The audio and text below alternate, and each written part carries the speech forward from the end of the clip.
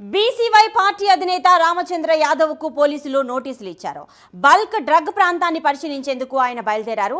Section 30 అమలులో ఉందని, రాజయ్యపేట వెళ్లడానికి వీలు లేదని 168 BNNS చట్ట ప్రకారం నోటీస్ జారీ చేశారు పోలీసులు. దీంతో పాయకరావుపేట బోర్డర్లో ఆయన్ను అడ్డుకునేందుకు పోలీసులు భారీ సంఖ్యలో అక్కడికి వచ్చారు. ఎన్ని అడ్డంకులైనా బల్క్ డ్రగ్ ప్రాంతాన్ని పరిశీలిస్తానని, అక్కడ మత్స్యకారులకు అండగా నిలుస్తానని అంటున్నారు బీసీవై పార్టీ అధినేత రామచంద్ర యాదవ్. ఇక రామచంద్ర యాదవ్ ఏమంటున్నారు, అక్కడ ఏంటి పరిస్థితి అనేది పూర్తి సమాచారం మా డిప్యూటీ ఇన్పుట్ ఎడిటర్ వాసు అందిస్తారు. వాసు, ప్రతిభ, మనం నిన్న కూడా స్పెషల్ డ్రైవ్ చేయడం జరిగింది. బల్క్ డ్రగ్, మత్స్యకారులకు వ్యతిరేకంగా జరుగుతున్నటువంటి బల్క్ డ్రగ్ని మొత్తం వ్యతిరేకిస్తూ రాష్ట్ర వ్యాప్తంగా కూడా సంఘీభావం పెరుగుతుంది. ఇందులో భాగంగానే బీసీవై పార్టీ రామచంద్ర యాదవ్ ఆయన ఆ గ్రామాన్ని సందర్శించి మత్స్యకారులకు మద్దతు పలికేందుకు బయలుదేరారు. రాజమండ్రి నుంచి వస్తున్నారు. రాజమండ్రిలో ఆయన్ని పోలీసులు అడ్డగించడం జరిగింది. ఆయన బస్ చేసినటువంటి హోటల్లో కూడా పోలీసులు భారీగా చేరుకుని ఆయనకి నోటీసు కూడా ఇవ్వడం జరిగింది. ఎట్టి పరిస్థితుల్లో కూడా మీరు అక్కడికి వెళ్ళి సంఘీభావం తెలియజేయడానికి వీలు లేదు, యాక్ట్ 30 అక్కడ అమలు అవుతుంది, అందులో భాగంగానే మీరు వెళ్ళటానికి లేదని చెప్పడం జరిగింది. ఇక బల్క్ డ్రగ్ విషయానికి వస్తే మనం చూసాం, నిన్న ప్రైమ్ నన్ను ఎక్స్క్లూజివ్గా కూడా మొత్తం కూడా ఫోకస్ చేయడం జరిగింది. అక్కడ ఉన్న పరిస్థితిని, వాస్తవ పరిస్థితిని, వాళ్ళందరూ ఎలా ఏ విధంగా ఇబ్బంది పడుతున్నారు, ఒకవేళ బల్క్ డ్రగ్ కనుక వస్తే ఎంత దారుణం జరగబోతుందో. ఇప్పటికే రామ్కీ ఫార్మ్ సిటీ అంటే అనేక మందుల కంపెనీల వల్ల ఎంతమంది రోడ్డు పడ్డారు, ఎంతమంది మృత్యువాత పడుతున్నారు. ఈ కంపెనీ కూడా వస్తే మొత్తం గ్రామమే కూడా ఉన్న పరిస్థితి. ఇప్పటికే హెట్రో వల్ల అక్కడ ఇబ్బంది పడుతున్నటువంటి పరిస్థితుల్లో మరొక మందుల కంపెనీలు రావడం వల్ల ఎన్ని ఇబ్బందులు జరుగుతాయని కూడా వాళ్ళు చెప్పే పరిస్థితి ఏర్పడుతుంది. దీనికి వాళ్ళకి మద్దతుగా నిలిచేందుకు రామచంద్ర యాదవ్ రానున్నారు. ఇందులో భాగంగానే ఆయన నిన్నే వస్తున్నట్టుగా కూడా సమాచారం ఇవ్వడం జరిగింది. దీంతో పోలీసులు ముందుగానే అప్రమత్తమయ్యారు. రామచంద్ర యాదవ్ మనం చూడవచ్చు, ఎక్కడ సమస్య ఉన్నా ఆయన ఉంటున్నారు. మన గతంలో మామిడికాయల ఇష్యూ అవ్వచ్చు, లేకపోతే విగ్రహాల ఇష్యూ అవ్వచ్చు, కృష్ణా జిల్లాలో ఇలాగ ఎక్కడ సమస్య ఉన్నా సరే ఆయన ముఖ్యంగా అనగాడిన వర్గాలు అండగా నిలబడేందుకు, మత్స్యకారులకు అండగా నిలబడేందుకు ఆయన వస్తుంటే పోలీసులు అడ్డుకుంటున్నారు. ఆయన అడ్డుకోవడం పట్ల కూడా బల్క్ డ్రగ్ ప్రాంతంలోని మత్స్యకారులు కూడా ఆగ్రహం వ్యక్తం చేస్తున్నారు.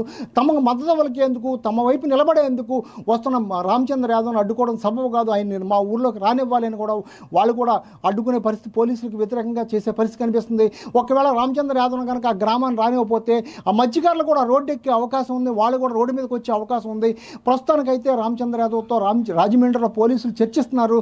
ఆయన కూడా శాంతియుతంగానే నేను వెళ్ళి వాళ్ళని పరామర్శిస్తాను, వాళ్ళ పరిస్థితిని తెలుసుకుంటాను, వాస్తవ పరిస్థితిని ప్రభుత్వానికి నివేదిస్తానని చెప్తున్నారు తప్ప ఆయన ఎక్కడ కూడా జనాన్ని వేసుకుని కానీ లేకపోతే వేరే విధంగా కానీ ఎక్కడ లేదు.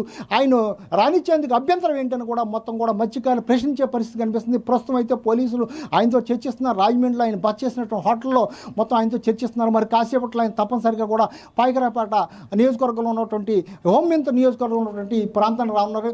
ప్రధానంగా ఈ నియోజకవర్గం హోంమంత్రిని కావడంతో పోలీసులు అయితే కాస్త అత్యుత్సాహం చూపిస్తున్నారు అనొచ్చు. మొత్తం కూడా అడ్డుకునే పరిస్థితి కనిపిస్తుంది. ప్రస్తుతానికి అయితే పాయకరాపేట దగ్గర కూడా భారీగా పోలీసులు కూడా చేరుకుంటున్నారు. ఆయన బార్డర్లో అంటే ఈస్ట్ గోదావరి బార్డర్ నుంచి విశాఖ ఉమ్మడి అనకాపల్లి జిల్లా బార్డర్లోకి రానివ్వకుండా కూడా అడ్డుకునేందుకు ఒక ప్రయత్నాలు జరుగుతున్నాయి. ప్రస్తుతం అయితే ఆయన ఎట్టి పరిస్థితుల్లో కూడా ఆ గ్రామానికి వెళ్ళి తీరుతాను, మత్స్యకారులకి మద్దతు తెలిపి తీరుతానని చెప్పే పరిస్థితి కనిపిస్తుంది. ప్రస్తుతం పోలీసులతో చర్చలు జరుగుతుంది. చర్చల అనంతరం మాత్రం రామచంద్ర యాదవ్ తప్పనిసరిగా ఆ గ్రామాన్ని సందర్శించాలని చెప్పే పరిస్థితి కనిపిస్తుంది. ప్రతిభ, వాసు, ఇప్పుడు 16B BNSS ప్రకారం అయితే పోలీసులు నోటీసులు జారీ చేసినట్టుగా తెలుస్తోంది. అసలు ఈ 16B BNSS కింద ఎటువంటి అంశాలు అనేది కవర్ అవుతాయి? శాంతి భద్రతలో మొత్తం విఘాతంగా అంటే ఆ నోటీసులో కూడా పేర్కొనడం జరిగింది. ఇక్కడ మా గతంలో కూడా హోమ్ మినిస్టర్ ఆ గ్రామానికి వెళ్ళినప్పుడు హోమ్ మినిస్టర్ను కూడా అడ్డుకోవడం జరిగింది, అటకాయించడం జరిగింది. ఆ తాడి చెట్లు అయితే తాటాకులు అయితే అడ్డేసి మొత్తం కూడా ఆ వాహనాలను అడ్డుకునే పరిస్థితి కలిగింది. పోలీసులకి వాళ్ళకు కూడా తోపులాట కూడా జరిగింది. ఈ పరిస్థితులు అక్కడికి ఎవరైనా ఈ టైప్లో రాజకీయ నాయకులు కానీ ఎవరైనా వెళితే వాళ్ళు కూడా అసాంఘిక శక్తులు నిద్రలేసే అవకాశం ఉంది, కొంతమంది ఈ విధంగా దాడులు చేసే అవకాశం ఉంది. అందువల్ల వెళ్ళొద్దని చెప్తున్నారు. శాంతి భద్రతకు విఘాతం కలిగించే విధంగా ఎవరో చేయొద్దని కూడా ఈ నోటీసులో జరిగింది. 30 యాక్ట్ అంటే ఎక్కడ కూడా మొత్తం ఎవరు గుమ్ముకూడకూడదు, ఎవరు కూడా చేయకూడదు, ఈయన కూడా అక్కడికి వెళ్ళకూడదని చెప్తున్నారు. కానీ అక్కడ వాళ్ళంతా గ్రామంలో గత 21 రోజులుగా కూడా మొత్తం టెంట్ వేసి వందలాది మంది అక్కడే ఆ ఊళ్ళోనే మొత్తం కూడా నిరసన వ్యక్తం చేస్తున్నారు, నిరాధ్యక్ష చేస్తున్నారు, ధర్నాలు చేస్తున్నారు, అనేక రూపాయలు ఆందోళన చేస్తున్నారు. ఈ ఆందోళన చేస్తున్న వాళ్ళని వాళ్ళు అడ్డుకుంటారు, వాళ్ళు అసాంఘిక శక్తులు అని పేర్కొనడం పట్ల కూడా విమర్శలు వస్తున్నాయి.